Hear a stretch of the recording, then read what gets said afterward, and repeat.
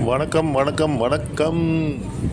நாம் இப்போது Malaysia twin டவர்லேருந்து நம்ம இப்போ ஆஞ்சநேயர் கோயிலுக்கு போயிருக்கிறோம்.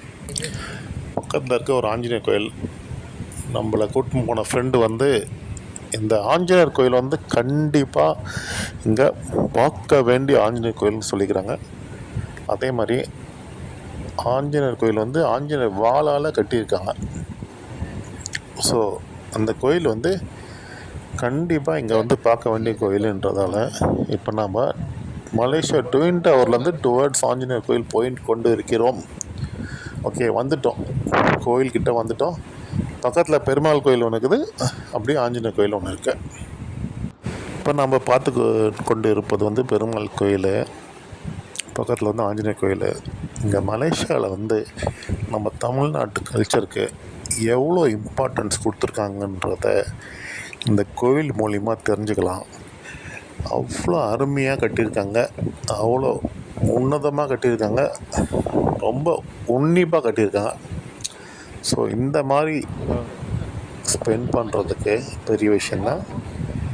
எல்லாருக்குமே நன்றி. மலேசியா தமிழுக்கு நன்றி, மலேசியா கவர்மெண்ட்டுக்கு நன்றி. தமிழ் வாழ்க.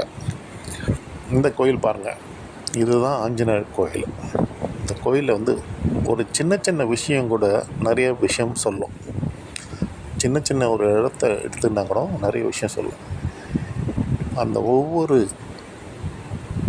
ஒவ்வொரு சிற்பம் செதுக்குனதும் கூட அருமையாக. இந்த கேட்டுகளை கூட ஏகப்பட்ட விஷயம் இருக்குது. இந்த கேட்லுக்கு சிம்பிள் இப்போ பார்த்துட்டோம். ஆஞ்சநேயர் வந்து 2 சைடில் வந்து 2 வாசலில் இருக்காங்க. இது வந்து எப்படின்னா சைனீஸ் கோயில் இருக்கிற மாதிரி இருக்குது. சென்டரில் வந்து ஒரு ஆஞ்சநேயர், 2 சைடும் வந்து ரொம்ப அந்த சைனீஸ் போர்க்களத்தில் இருக்கிற மாதிரி ஒரு ஆஞ்சநேயர். இப்போ நீங்கள் பார்த்துன்றது சென்டராக ஒருத்தர் இருக்கார். அவர் வந்து வாளால், அந்த வாள் சுத்தப்பட்டு அது மேலே அவர் அமர்ந்து கொண்டு இருக்கிற மாதிரி இருக்குது ஆஞ்சநேயர். ரொம்ப அருமையான டிசைனில் போட்டிருக்காங்க. வீர ஆஞ்சநேயர், மலேசியா போர்ட்லாங்கில் வீர ஆஞ்சநேயர் இருக்கிறாரு. ரொம்ப அருமையான ஒரு டிசைன்.